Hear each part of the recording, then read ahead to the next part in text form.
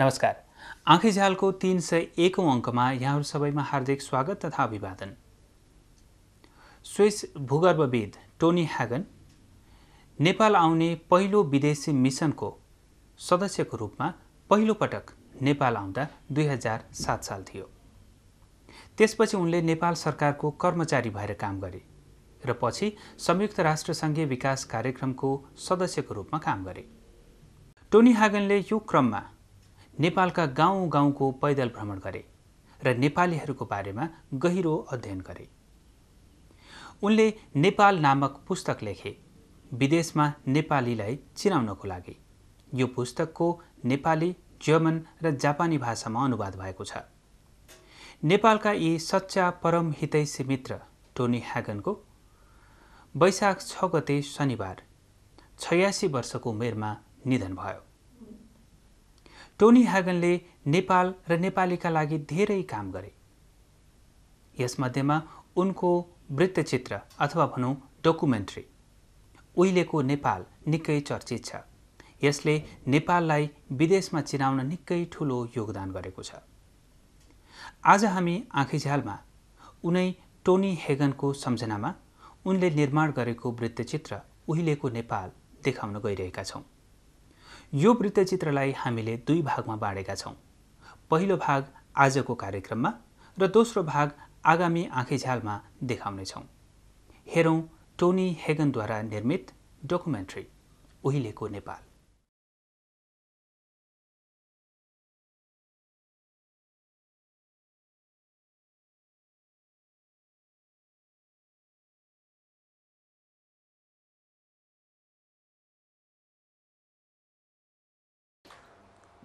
मैले सन् 1950 देखि 1961 सम्म खिचेको फिल्म तपाईहरूलाई देखाउन पाउँदा मलाई खुसी लागेको छ। यसमा मेरो नेपाल भ्रमण र त्यस क्रममा मैले गरेका कामहरू देखाइएको छ।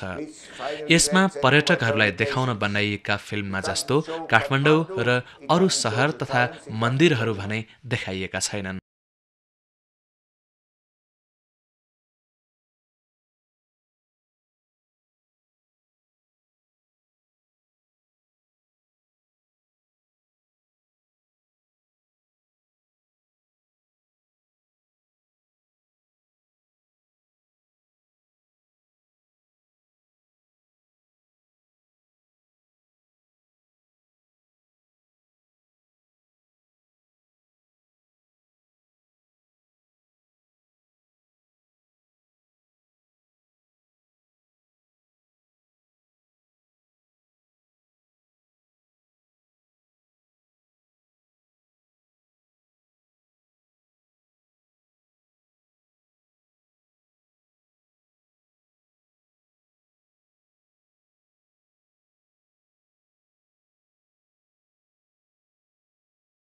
यी मेरा शेर्पा आइला हुन्।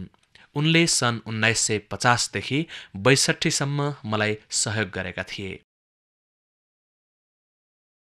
मैले नेपालमा गरेको पहिलो काम भौगर्भिक सर्वेक्षण हो। हिमालयमा डायमन्ड जस्ता बहुमूल्य खनिज पदार्थ पाइन्छ कि पाइँदैन भन्ने कुरा हेर्नु पनि मेरो काम थियो। मैले मधेसदेखि हिमालय र तिब्बतसम्मको भौगर्भिक अवस्थाको अध्ययन गरेँ। यस क्रममा मैले 14,000 किलोमिटर पैदल यात्रा गरेँ। सुरुमा मेरो रुचि चट्टानप्रति थियो। भ्रमणका क्रममा गाउँले नेपालीहरूसँग भेटघाट बढेपछि भने मेरो रुचि चट्टानमा भन्दा मानिसमा बढी भयो। एकपटक एउटा भोजमा रसियन राजदूतले मलाई तिमी त भूगर्भशास्त्री पो हौ, तथाकथित शरणार्थी उद्धारका काममा कसरी हात हाल्यौ भनी सोधे। त्यसको जवाफमा मैले चट्टान र मान्छे कुन महत्त्वपूर्ण हो भनेर सोधेँ। त्यसपछि उनी चुप लागे। यसरी मेरो पेशा र रुचि चट्टानबाट मान्छेतिर बढ्दै गयो। हिमालयको उत्पत्तिका बारेमा अध्ययन गर्न पाएकोमा मलाई गर्व छ। म नेपाली जनता र विकासका क्रममा उनीहरूले भोगेका समस्याप्रति बढी चासो राख्न थालेँ।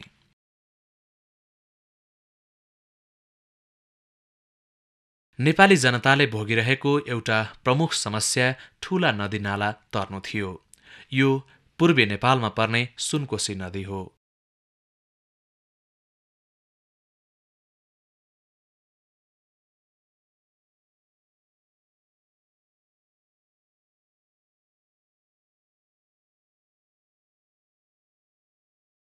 मेरा लागि त यो खोला तर्न रमाइलो थियो, किनभने म बेगले पानी नबगेको ठाउँमा यस्ता नदी पौडेरै तर्दथे। तर मेरा भरियाहरू एकदमै डराउँथे। उनीहरूले एकदमै साँगुरो डुङ्गामा चढेर नदी तर्नु पर्थ्यो। डुङ्गामा भारी ठाडो पारेर राख्नु पर्थ्यो। उनीहरू भारी घोप्टेला भनेर सधैँभरि डराउँथे।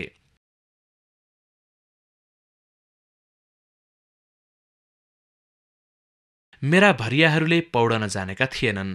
12-13 जनाको भरियाको हुलमा एकाध जनाले मात्र पौडन जानेका थिए होलान्। मेरा शेर्पा आइला मलाई जहिल्यै पनि पौडेर नदी तर्नुहुन्न भन्ने गर्थे। यस्ता नदीमा गोही हुन्छन् भनेर उनी डराउँथे। एकपटक म काली गण्डकीको तल्लो भागमा पौडी खेलेर नदी तर्न लागेको थिएँ। पानीमा बगेर तलतिर आउँदै गरेको मुडो जस्तो चिज देखेँ। म पानीमा पस्न मात्र लागेको थिएँ, त्यो त गोही पो रहेछ।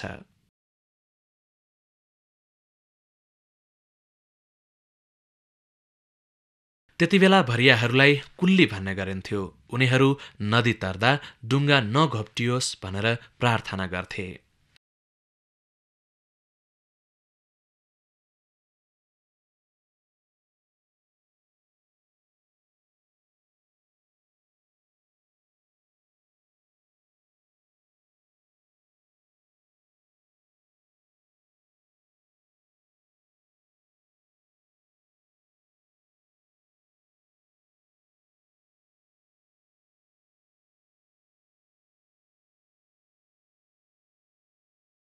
यो रातो कपडा मेरो मोजा हो। पहिलो पटक भ्रमण गर्दा मैले हरेक 3 हप्तामा एक जोर मोजा फटाएँ। मसँग भए जति मोजा फाटिसके। त्यसपछि मैले स्विस सेनाको एउटा कथा सम्झेँ। स्विट्जरल्याण्डको पहाडी भागमा ख्याति प्राप्त आदिवासी बस्छन्। उनीहरू सेनामा हुँदा कहिल्यै पनि मोजा लगाउँदैनथे। त्यसका ठाउँमा उनीको फेटा जस्तो कपडा खुट्टा वरिपरि बाँधेर त्यसैले काम चलाउँथे। मैले पनि उनीहरूले जस्तै नेपालमा बनेको दह्रो खालको उनीको फेटालाई मोजा बनाएर लगाएँ। यसले 6 महिनासम्म थाम्थ्यो।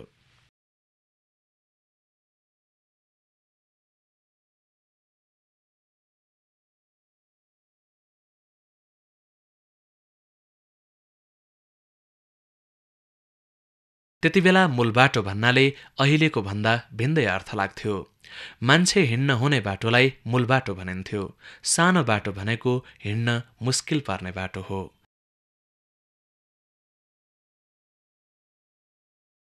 खोलाको गर्तिरै गर्तिर जङ्गार तरेर हिँड्नुपर्ने बाटोलाई खोलाको बाटो भनिन्थ्यो। यो सुनकोशी नदी किनारको उत्तर दक्षिण बाटो हो। त्यतिबेला यो बाटो धेरै डरलाग्दो थियो। मैले मेरो यात्राका क्रममा नेपालका 25% मानिसहरू यस्तो बाटोमा हिँडिरहेको भेटेको छु।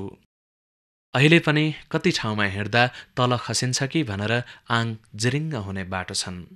पर्यटनको विकासले गर्दा धेरै ठाउँमा मान्छे हिँड्ने बाटो राम्रो भएको छ। झोलुङ्गे पुल निर्माण कार्यक्रमले गर्दा धेरै ठाउँमा नदी तर्न सजिलो भएको छ।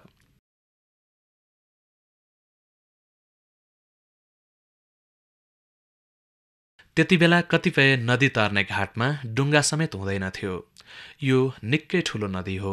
नदीको पानी सफा र तातो थियो।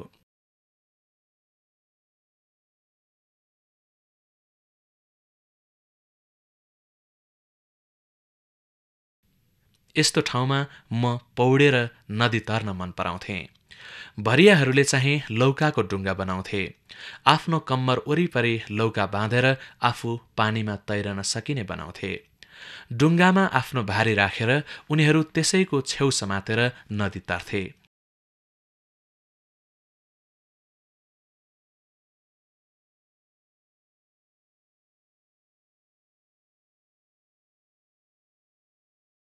म चाहिँ पौडेर नदी तर्थेँ। मेरो आफ्नै डुङ्गा थियो। यसरी यात्रा गर्दा बटुलिएका जानकारी भएको नोटबुक, मैले बनाएका भौगर्भिक नक्सा, क्यामेरा आदि सबै बहुमूल्य वस्तु मसँग हुन्थे। म तिनीहरू पानीमा डुबेर नबिग्रिउन् भन्ने चाहन्थे। यो हावा भर्न हुने मेरो चकटी हो। म यसैमा सुत्थेँ। यो चाहिँ मेरो अफिस बक्स हो। यस बाकसलाई खोलखाल पारेर टेबल पनि बनाउन सकिन्थ्यो। मेरा भरियाहरूले यसलाई सानो सिंहदरबार भन्थे।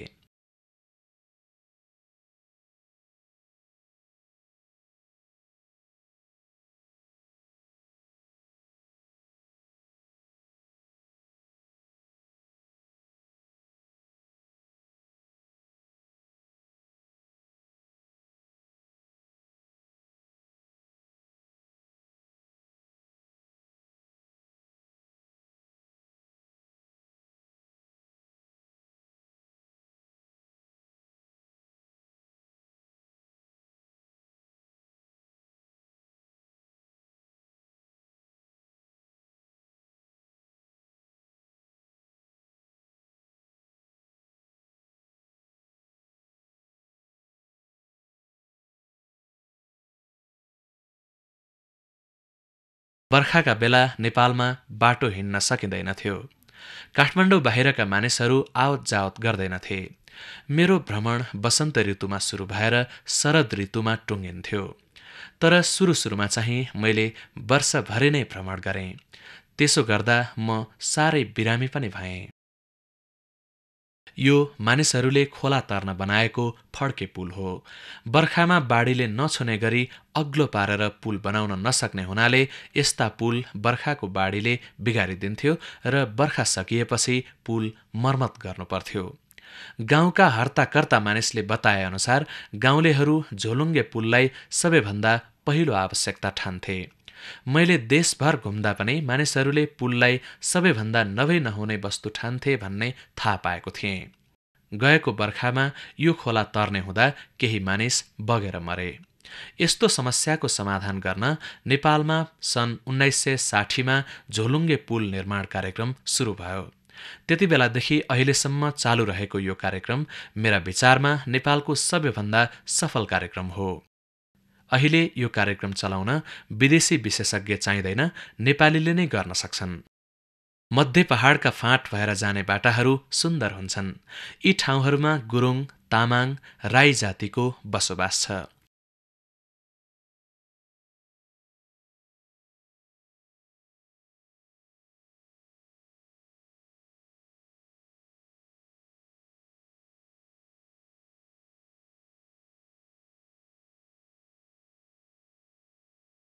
यो चाहिँ पश्चिम नेपालको धौलागिरीको छेउछाउ।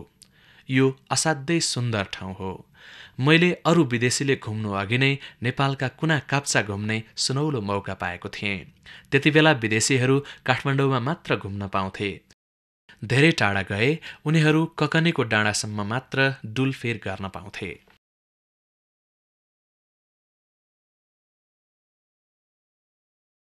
यी उच्च हिमश्रृङ्खलाहरू साँच्चै सुन्दर छन्।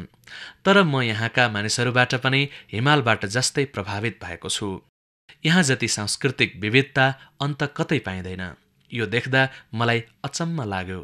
यहाँ 12 जातिका मानिसहरू विभिन्न उचाइमा अलग अलग ठाउँमा बसेका छन्। तल्लो भेगमा क्षेत्री र बाहुन बसोबास गर्छन्। मध्य पहाडमा नेवार, गुरुङ, तामाङ, ठकुरी, लिम्बू, राई र मगरको बसोबास छ।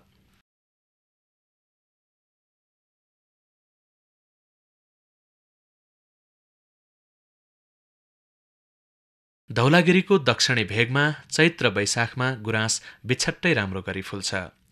के भएर हो कुन्नी यो फिल्ममा चाहिँ त्यति राम्रो देखिएन। मैले यति राम्रो गुराँस फुलेको दृश्य भेट्टाउन 3 पटकसम्म धाउनु पर्यो। गुराँस फुल्ने महिना चैत्र वैशाखमा दिन छ्याङ्ग खुलेको हुँदैन। ढुस्स तुवालोले ढाकेको हुन्छ। त्यसैले यस्तो राम्रो खुलेको दृश्य खिच्नलाई मैले 3 पटक प्रयास गर्नु परेको थियो।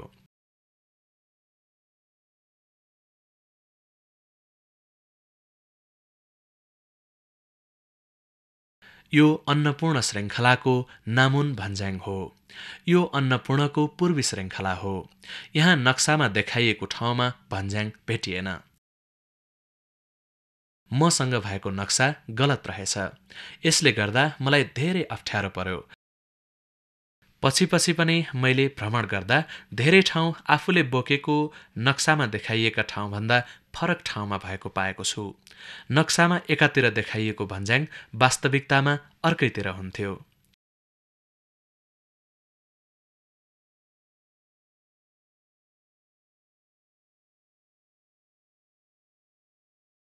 मेरो यात्रामा मैले धेरै सुन्दर हिमाल भेट्टाएँ, जस्तै यो धौलागिरी।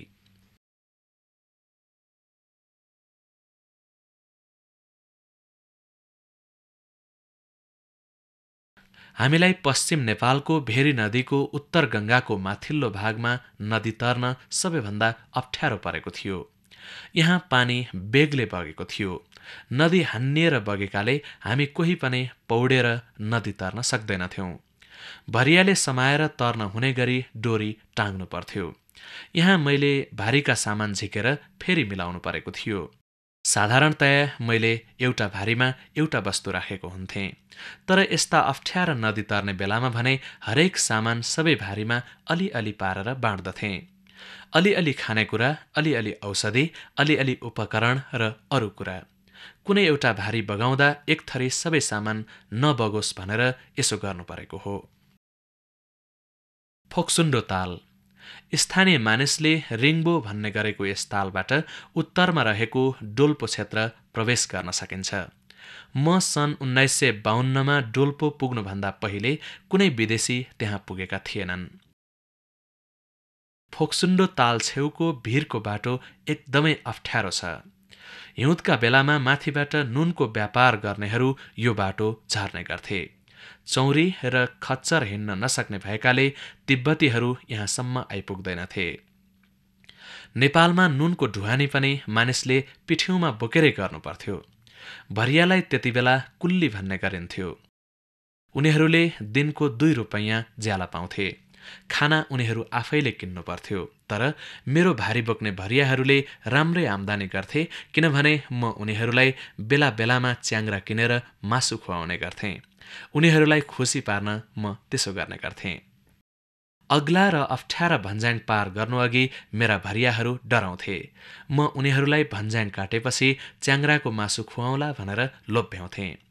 भन्ज्याङ पार गरेपछि हामी सिङ्गै च्याङ्ग्रा खान्थ्यौं। एउटा च्याङ्ग्राको मासु 2 दिनसम्म पुग्थ्यो। त्यसपछि हामी सबै शाकाहारी हुन्थ्यौं।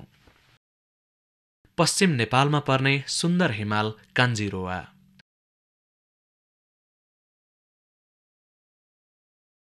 सामान्यतया मसँग जगडा जुत्ता हुने गर्थ्यो, तर एकपटक मसँग जगडा जुत्ता थिएन। त्यसैले जुत्ता फाटेपछि मेरो शेर्पा आइलाले नाइलनको डोरीले जुत्ता बाँधिदिए।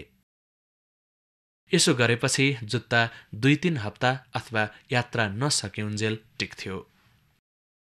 सन् 1954मा मैले सबैभन्दा लामो भ्रमण गरेको थिएँ।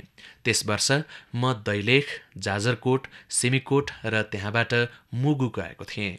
मुगुमा म नराम्रोसँग बिरामी परेँ। मेरा भरिया पनि बिरामी भए। त्यतिबेला मुगुमा भारतीय सेनाको चेकपोस्ट थियो। त्यहाँबाट काठमाडौँ स्थित भारतीय राजदूतावाससँग रेडियो सम्पर्क गर्न सकिन्थ्यो। मैले आपतकालीन सहायताका लागि काठमाडौँ खबर पठाउन खोजेँ, तर भारतीय दूतावासले मेरो खबर टिप्ने फुर्सद छैन भनिदियो।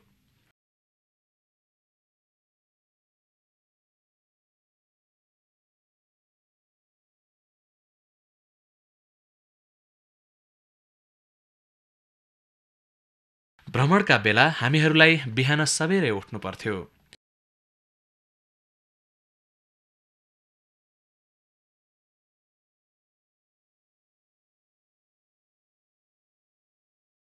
आइलाले मेरा लागि ब्रेकफास्ट तयार गर्थे। घामको झुल्कोसँगै नउठ्नेको पाल उठेका मानिसले खोलेर उनीहरूलाई उठाउन पाउने सम्झौता गरेका थियौं। को बेलैमा उठ्दैन र उसको पाल यसै गरी झार्न पाउला भनेर हामी हरेक बिहान सबेरै एक अर्कालाई हेर्ने गर्थ्यौं। एकपटक भरियाहरू धेरै ढिलोसम्म उठेनन्। त्यसपछि मैले भरिया सुतेको पाल खुस्काइदिएँ। उनीहरू सुतिरहेका थिए। मैले ठुल्ठुलो स्वरले कराएर पाल झारेँ। एकपटक यसो गरेपछि उनीहरू बेलैमा उठ्न थाले। त्यसपछि हामीले पाल खुस्काउनु परेन।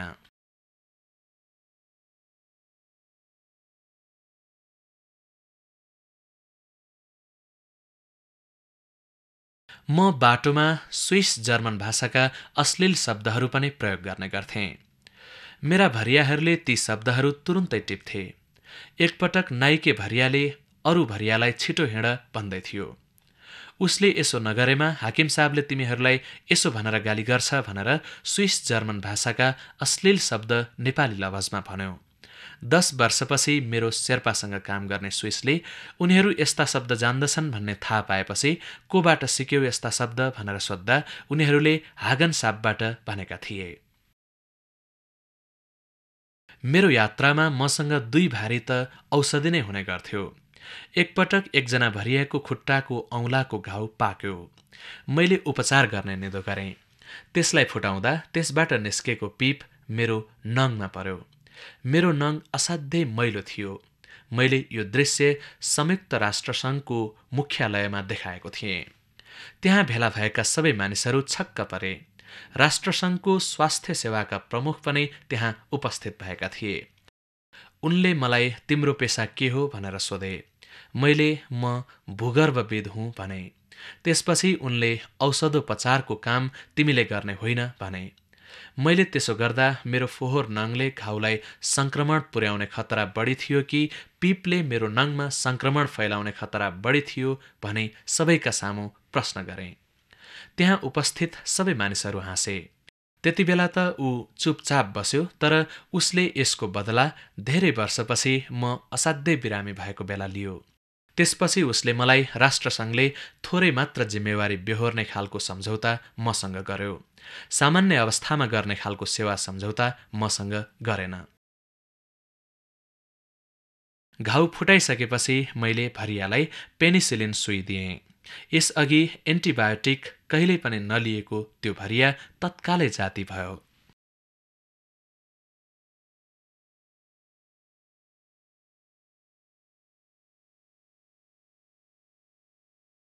भरिया बिरामी भएको अर्को पनि घटना मैले बेहोर्नु पर्यो।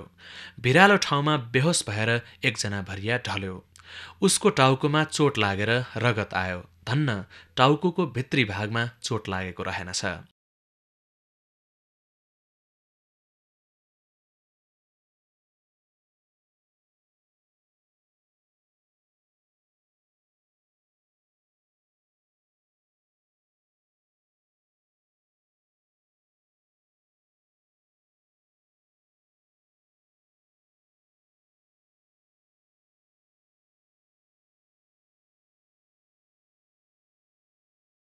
मैले उसलाई कुरामिन सुई दिएँ। असाध्यै गर्मी भएकोले उसलाई फड्को भएको जस्तो लाग्यो मलाई। तर मेरा भरियाले मेरो आधुनिक औषधिको विश्वास गरेनन्। उनीहरूले एउटा कुखुरा किने र बलि दिए। मैले चाहिँ पेनिसिलिन सुई दिएँ।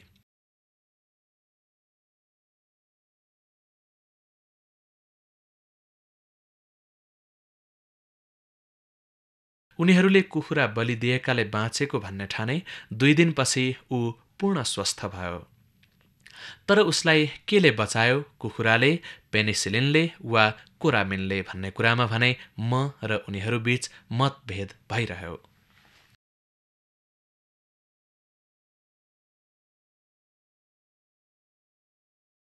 पोखरा, सुन्दर पोखराको दृश्य।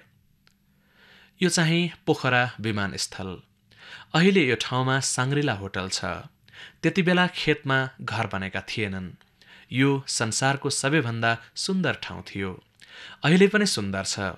शहरबाट अलिकति बाहिर निस्कने बित्तिकै समुद्र सतहबाट 800 मिटर अग्लो मैदान भेटिन्छ। मैदानको भित्तामा 8000 मिटर अग्लो हिमाल। फेवाताल त्यति बेला सफा थियो। तालमा ढल मिसाइएको थिएन। ताल वरिपरि घरहरू थिएनन्। यस ठाउँलाई हामी स्विस बीच भन्थ्यौं।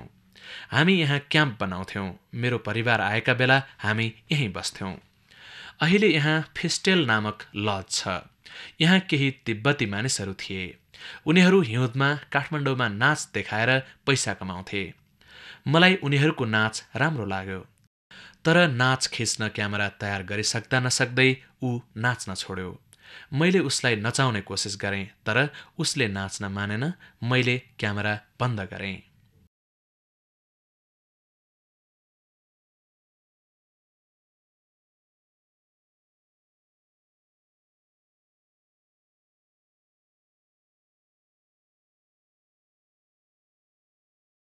टोनी हेगनले यो डकुमेन्ट्री खिच्न सुरु गर्दा नेपालको जनसङ्ख्या मात्रै 84 लाख थियो। 2% मात्र नेपाली साक्षर थिए। नेपालभरमा जम्मा 11वटा हाई स्कुल र 2वटा मात्र कलेज थिए। समय बदलिसकेको छ, तर टोनी हेगनले निर्माण गरेको यो डकुमेन्ट्रीले नेपाललाई फर्केर हेर्न ठूलो मद्दत पुर्याएको छ। टोनी हेगनको यो डकुमेन्ट्रीको दोस्रो भाग हामी यहाँलाई आँखैझ्यालको आगामी अङ्कमा देखाउनेछौँ। आजको आँखैझ्याल यहाँलाई कस्तो लाग्यो? आफ्ना सुझाव तथा प्रतिक्रियाहरू हामीलाई लेखी पठाउन नबिर्सनुहोला। हाम्रो ठेगाना हो आँखैझ्याल नेपाल वातावरण पत्रकार समूह, post box number 5143 Thapathali Kathmandu. हाम्रो इमेल ठेगाना हो nefage@mos.com.np। हामी यहाँका सुझाव तथा प्रतिक्रियाहरूको सधैँ प्रतीक्षा गर्नेछौँ। आजका लागि भने आँखैझ्यालबाट हामी सबैलाई बिदा दिनुहोस्। आँखैझ्यालको आगामी अङ्कमा हामी यहाँहरूलाई टोनी हेगनको डकुमेन्ट्री उहिलेको नेपालको दोस्रो भाग देखाउनेछौँ। तबसम्मलाई बिदा दिनुहोस्। नमस्ते।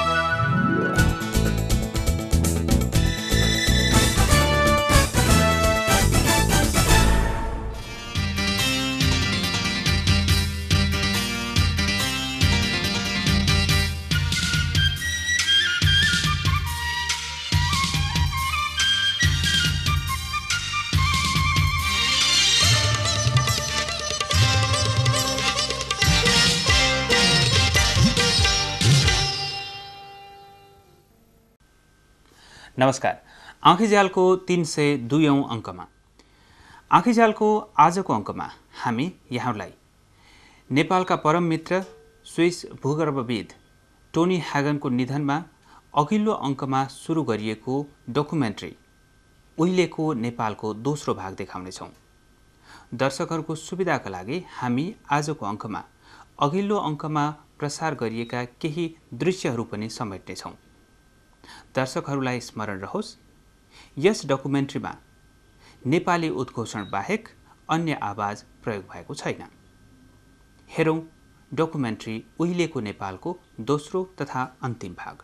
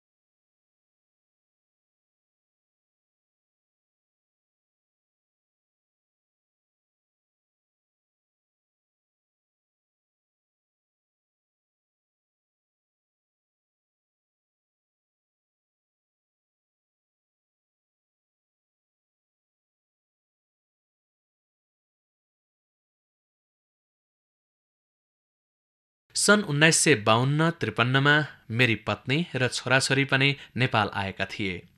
उनीहरू मसँगै सकेका जति ठाउँ घुम्न चाहन्थे। सुरुमा मेरो काम काठमाडौँ वरपर थियो, त्यसैले हामीले उनीहरूलाई सँगै लग्यौं। हिँड्दा थाकेपछि उनीहरूलाई डोकामा बोक्नु परेको थियो। मेरी सानी छोरी मोनिका, ऊ 2 वर्षकी थिए। उसले डोकोमा बस्न मानेकी थिइन।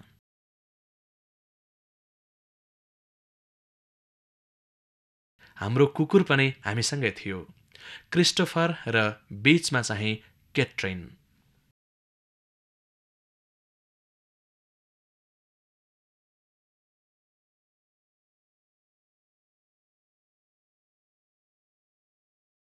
यो नागार्जुन र थानकोट बीचको कुनै भाग हुनुपर्छ। गणेश हिमाल असाध्यै राम्रो छ। त्यति बेला यहाँको हावा सफा थियो। वायु प्रदूषणले गर्दा अचेल यस्तो सफा दृश्य आक्कल झुक्कल मात्रै देख्न सकिन्छ।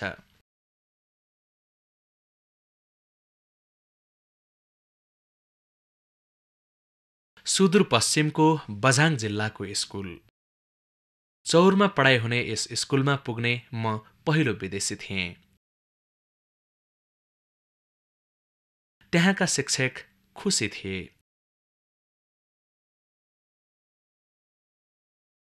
म त्यहाँ पुग्दा केटाकेटीले पढ्न छोडेर मलाई हेर्न थाले। त्यति बेला शिक्षक विद्यार्थीहरूलाई कराउँथे। उनी मलाई आफ्ना विद्यार्थीहरू एकदमै अनुशासित छन् भन्ने देखाउन चाहन्थे, तर उनका विद्यार्थीको ध्यान भने मतिर थियो।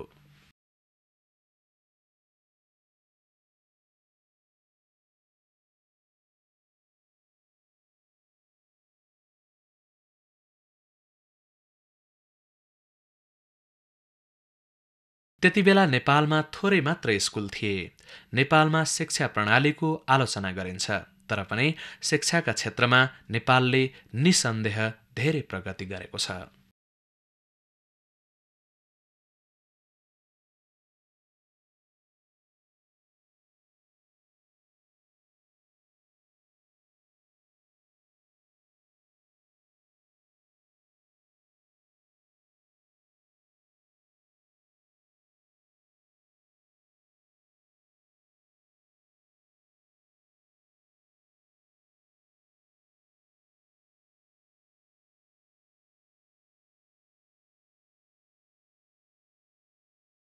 म दार्जिलिङबाट नेपाल पसेको थिएँ।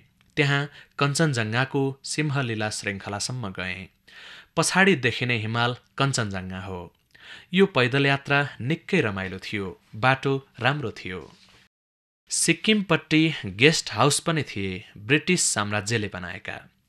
यति राम्रो ठाउँमा पनि पर्यटक चाहिँ थिएनन्।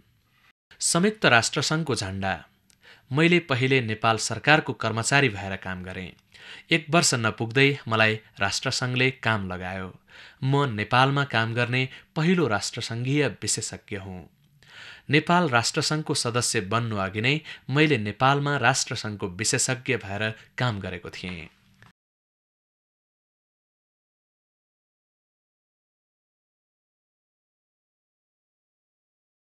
सोलुखुम्बु जिल्ला।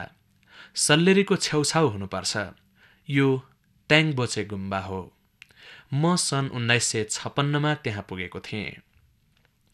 सगरमाथाको चुचुरोमा मानिस पुगिसकेको भए पनि त्यहाँ त्यति धेरै पर्यटक थिएनन्। त्यहाँ पुग्न मधेस अथवा काठमाडौँबाट पुरै 3 हप्ता हिँड्नु पर्थ्यो।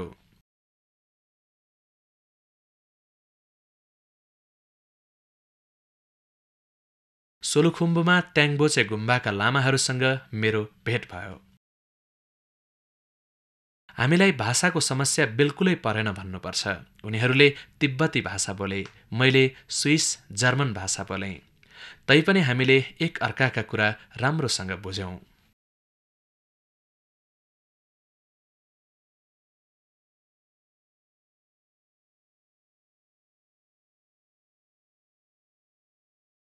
सगरमाथाको बेस क्याम्पमा आएपछि मैले भरिया फेर्नु पर्यो।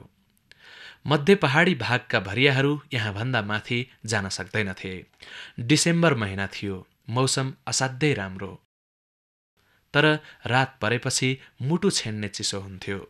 घाम हिमाल पारी बित्तिकै मेरो पालको चिया बरफ बन्थ्यो। असाध्यै जाडो हुन्थ्यो।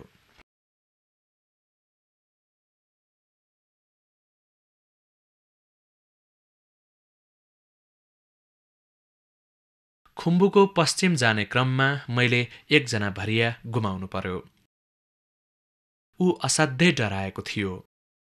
भगवानले हामीलाई अब तिमीले मर्नुपर्छ भनेका छन् भनेर उसले भन्यो। मैले उसलाई शेर्पाको साथ लगाएर घर फर्काउन कोसिस गरेँ, तर ऊ पटक्कै मानेन।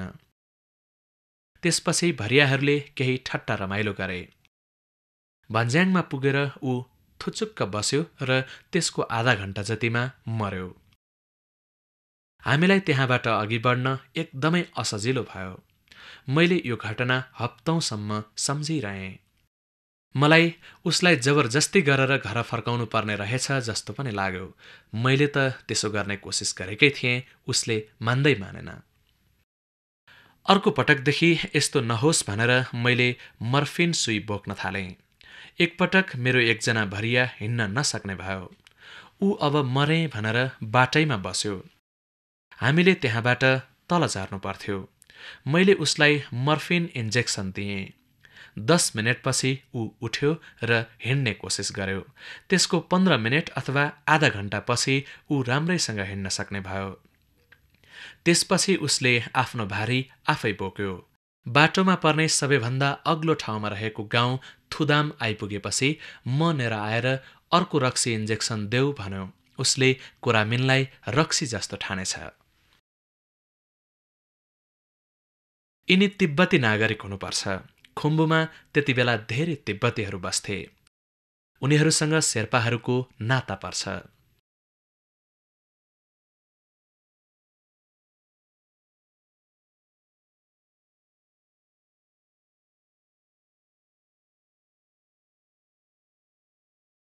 सगरमाथाको उत्तर पश्चिमी भाग। मैले यहाँ बसेर भौगर्भिक रेखा कोर्ने कोसिस गरेँ। घाम जोडसँग लागेको थियो, तर बेगले हावा चलेकोले मैले फिल्ड बुक खोल्नै सकिनँ। मैले नेपालको पूर्वदेखि पश्चिमसम्मको भौगर्भिक अध्ययन गरेको छु। यस क्रममा मैले 96वटा भौगर्भिक प्रोफाइल अथवा नक्सा तयार गरेँ। मैले नेपालको सामाजिक, आर्थिक अवस्था र विकासका समस्या सम्बन्धी जानकारी पनि बटुलेँ। यिनका आधारमा मैले 2वटा प्रतिवेदन तयार पारेँ। पहिलो भूगर्भ, प्राकृतिक सम्पदा, खनिज पदार्थ र जल सम्पदाका बारेमा। दोस्रो नेपालीहरूका बारेमा। राष्ट्रसङ्घले त्यो प्रतिवेदन अंग्रेजी भाषामा छाप्यो। यो राष्ट्रसङ्घले नेपालका बारेमा छापेको पहिलो प्रतिवेदन हुनुपर्छ। यो किताब मेरो 80औं जन्मदिनमा राष्ट्रसङ्घीय विकास कार्यक्रमको सहयोगमा हिमाल एसोसिएसनले प्रकाशित गरेको छ। अरुण तेस्रो योजनाको ड्याम यतैतिर बनाउने योजना थियो। यो पुल निर्माणको उत्तम नमुना हो। यसमा तार, काँटी जस्ता आधुनिक साधन प्रयोग गरिएको छैन। रुखका लहरा, डोरी, मुढा जस्ता प्राकृतिक साधनकै भरमा सुरक्षित पुल बनाइएको थियो, तर सबै पुल सुरक्षित थिएनन्।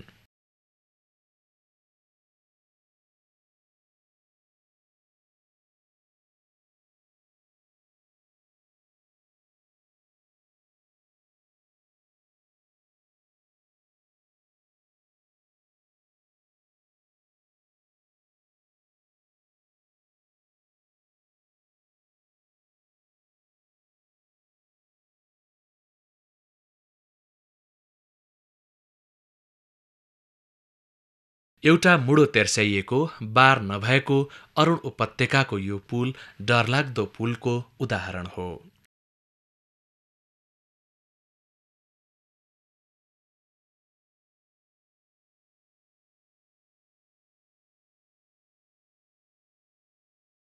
अरुण उपत्यकाकै यो अर्को पुल पनि डरलाग्दो थियो। हामीले यो पुल तर्ने कोसिस गर्यौं। धेरै समयदेखि मानिसहरूले यो पुल तर्न छाडेका थिए। यो भत्ताभुङ्ग भएको थियो। डोरी एकातिर, मुडो अर्कोतिर। आग्ला थिएनन्। मेरा भरियाले कुशलतापूर्वक पुलको मर्मत गरेपछि हामीले पुल तर्यौं। मेरो टोली एकदमै कुशल थियो। मैले 4 बजे क्याम्प गाड्ने भनेपछि भरियाहरूलाई केही पनि अराउनु पर्दैनथ्यो। सबैले आआफ्नो काम गर्थे। उनीहरूले आधा घण्टामा पाल गाडिसक्थे। मेरो टेबलमा चिया आइपुग्थ्यो। हामीहरूले धेरै अग्ला भन्ज्याङ पार गर्नु पर्थ्यो। हिउँले ढाकेका ठाउँमा हिँड्नु पर्थ्यो।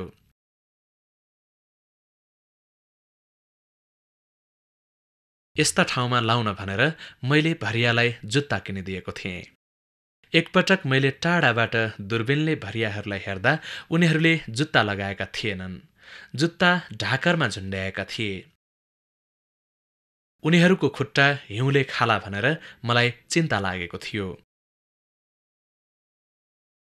उनीहरू म भएको ठाउँमा आएपछि मैले जुत्ता किन नलाएको भने हकारेँ। उनीहरूले भिरालामा जुत्ताको भर हुँदैन, हिउँ र बरफमा नाङ्गा खुट्टा हिँड्न सजिलो हुन्छ भने। धन्न उनीहरूको खुट्टा हिउँले खाएन। तर हिउँ, बरफ र गर्मीमा लामो समयसम्म हिँडेर यात्राको अन्त्यमा आइपुग्दा उनीहरूका पैताला 1 सेन्टिमिटर मोटा र कडा हुन्थे। त्यसपछि फुटेर खुट्टामा घाउ हुन्थ्यो। हामीले यस्ता धेरै समस्या भोग्नु पर्यो।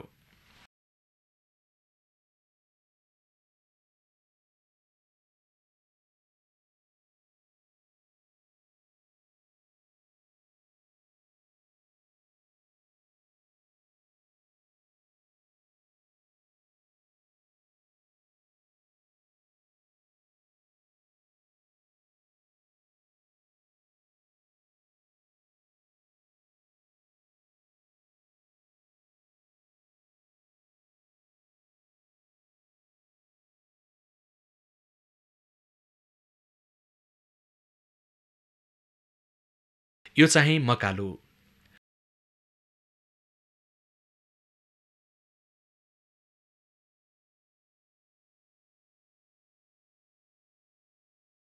यो सगरमाथाको उत्तर पूर्वी भाग। यो 1956मा खिचिएको हो। म नेपाल तिब्बत सीमामा थिएँ। मलाई अलिकति उत्तर गएर सगरमाथाको उत्तरी भाग हेरौँ जस्तो लाग्यो। तिब्बत यस अघि नै चीनले लिइसकेको कुरा मलाई थाहा थियो। मैले अलिकति उत्तर गएर त्यताको भौगर्भिक अध्ययन गरेँ, किनभने सगरमाथाको भौगर्भिक अवस्था बुझ्न दक्षिण होइन उत्तरी भागको अध्ययन गर्नु महत्त्वपूर्ण हुन्छ।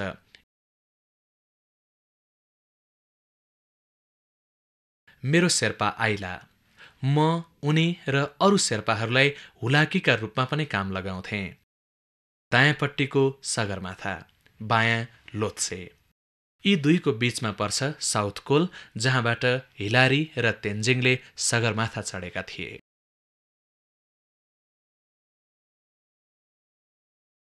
क्रिसमस आउन लागेपछि हामी तल झर्यौं। हिउँद लागेपछि धेरै अग्लो भेगमा हिँड्नु हुँदैन। हामी आफूलाई खतरा नहुने तल्लो भेगमा झर्यौं।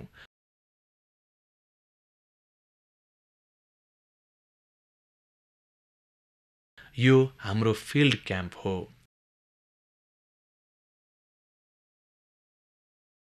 मेरो सानो टेबुल। यहाँ म भौगर्भिक प्रोफाइल र नक्सा बनाउने काम गरिरहेको थिएँ। म मसीले भौगर्भिक प्रोफाइल साफी गर्दै थिएँ। सगरमाथा क्षेत्रको अध्ययन गरिसकेपछि हुनुपर्छ। मेरा भरियाहरू मेरो छेउमा आएर नक्सा हेर्न थाले। उनीहरूले हामी कताबाट आएका हौं, हामीले राम्रो छ्याङ खाएको ठाउँ कहाँ हो, राम्रा केटीहरू भएको गाउँ कुन हो लगायतका प्रश्न सोधे। उनीहरूले मलाई यात्राका विभिन्न कुराहरूको सम्झना दिलाए।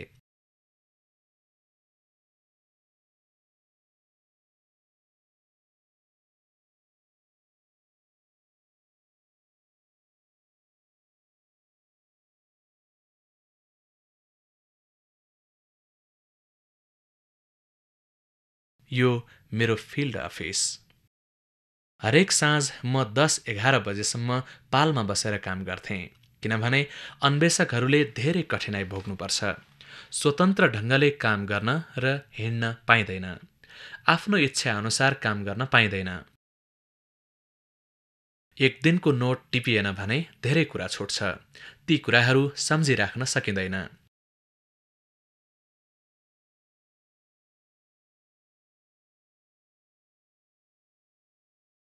सगरमाथाको क्रस सेक्सन। सगरमाथाको पूर्वी भाग।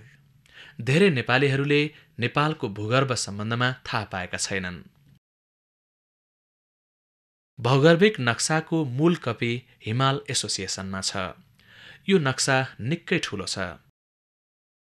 देशभरको पुरै नक्सा क्वार्टर इन्चमा छ।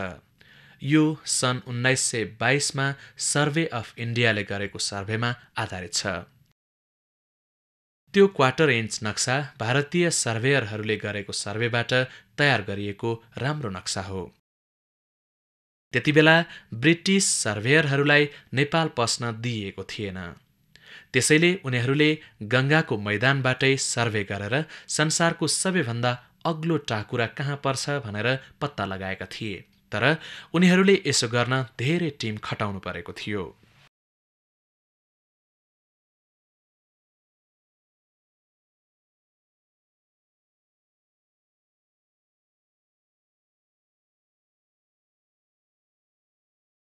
चरीकोट। त्यतिबेला यो ठाउँ सुन्दर थियो। देब्रेतिर गौरीशङ्कर।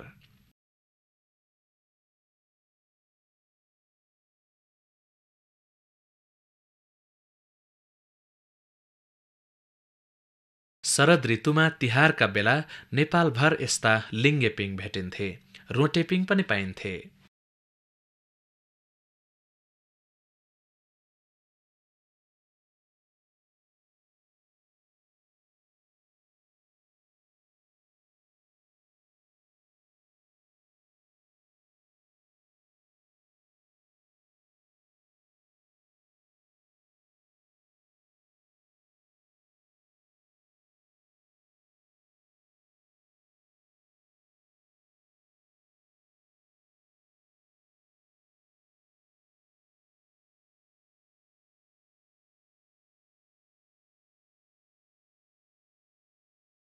पूर्वी नेपालको लिम्बू गाउँ।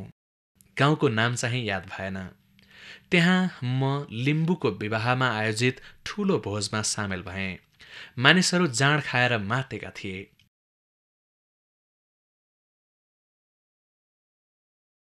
उनीहरूसँग नाच्न सजिलो होस् भनेर मैले पनि जाँड खाएँ।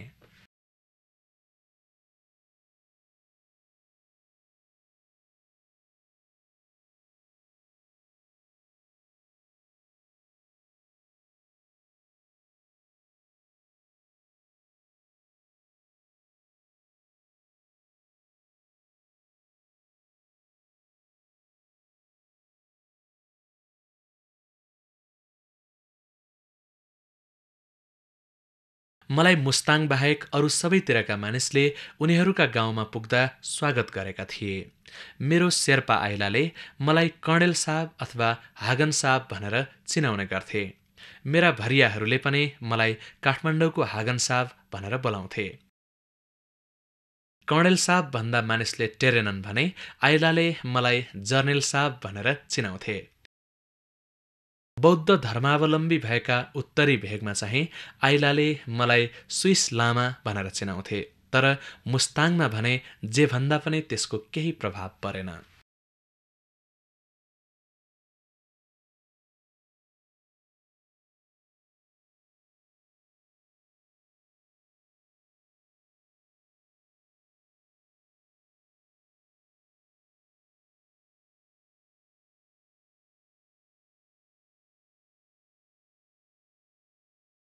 मेरा भरियाहरूले भन्ने गरेका हागन साहब, म यहाँ खुबै रमाएको थिएँ। यी मेरा चिठीपत्र ल्याउने लैजाने गर्ने मान्छे। मैले उनीहरूलाई चिठी लिन पठाएको 6 महिना जतिपछि कुनै अर्को ठाउँमा भेट्ने बन्दोबस्त मिलाएको हुन्थे। धन्न त्यति बेला विभिन्न भागमा ठूला बजारहरू थिए जसका बारेमा सबै मानिसलाई थाहा हुन्थ्यो। हामीले यस्तै ठाउँमा भेट्ने बन्दोबस्त मिलाएका हुन्थ्यौं। काठमाडौँमा फादर मोरान र अर्को एकजना फादरले मेरो चिठी बुझिदिने र पठाइदिने जिम्मा लिएका थिए। पूर्वी र पश्चिमी भागको भ्रमणमा भएका बेला भने मैले मेरा शेर्पाहरूलाई नजिकको भारतीय रेलवे स्टेशन पठाएर त्यहाँबाट रेलमा दिल्ली पठाउने गर्थेँ। दिल्लीमा मेरा साथी जेम्स किगन राष्ट्रसङ्घका स्थायी प्रतिनिधि थिए।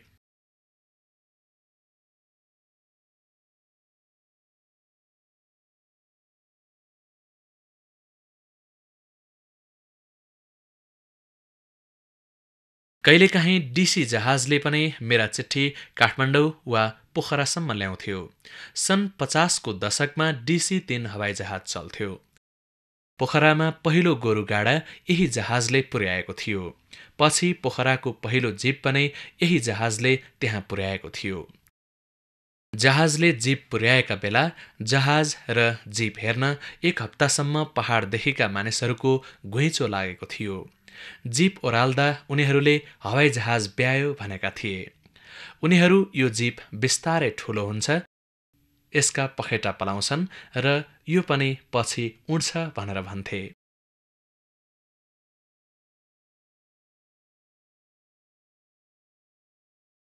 स्विट्जरल्यान्डको हामी बस्ने ठाउँको ताल।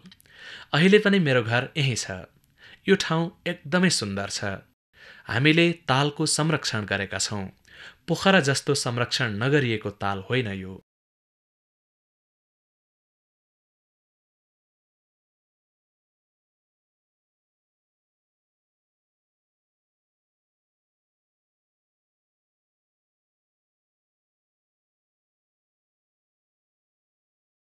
यिनी चाहिँ हुलाकी, स्विस हेल्भेटिका हुलाकी। यो हाम्रो घर हो।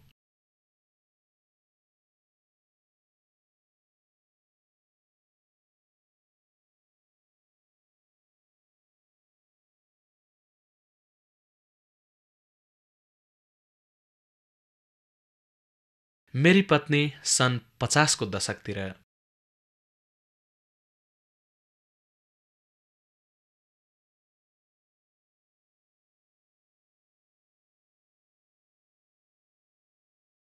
यी मेरा केटाकेटी। चिट्ठी पुग्दा मेरी पत्नी छोराछोरीलाई बाबु जिउँदैछ भनेर खबर गर्थिन्।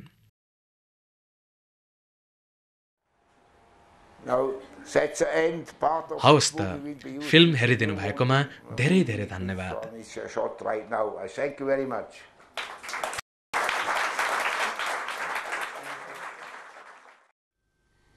नेपालका परम मित्र स्विस भूगर्भविद टोनी ह्यागनको निधनमा हाम्रो श्रद्धा सुमन यति नै। टोनी ह्यागनले तयार गर्नुभएको वृत्तचित्र अथवा डकुमेन्ट्री उहिलेको नेपालको पहिलो अंश हेरिसकेपछि हामीलाई अपार रूपमा दर्शकहरूले आफ्ना प्रतिक्रियाहरू, शुभेच्छाहरू तथा श्रद्धाञ्जली पत्रहरू पठाउनु भएको छ। त्यसका लागि हामी यहाँहरूप्रति आभारी छौं। आजको आँखेजाल यहाँहरूलाई कस्तो लाग्यो? आफ्ना सुझाव तथा प्रतिक्रियाहरू हामीलाई लेखी पठाउन नबिर्सनुहोला। हाम्रो ठेगाना हो आँखेजाल नेपाल वातावरण पत्रकार समूह, post box number 5143 Thapathali Kathmandu. हाम्रो इमेल ठेगाना हो nefage@mos.com.np। हवस् त, आजको लागि आँखेजालको समय यही सकिएको छ। आँखेजालको अर्को अङ्कमा हामी यहाँहरूलाई समुदायद्वारा सञ्चालित बझाङको मालिका हाते कागज उद्योगको मुनाफा वितरण लगायतका अन्य विवरणहरू लिएर फेरि आउनेछौँ। तबसम्मको लागि हामी सबैलाई बिदा दिनुहोस्। नमस्ते।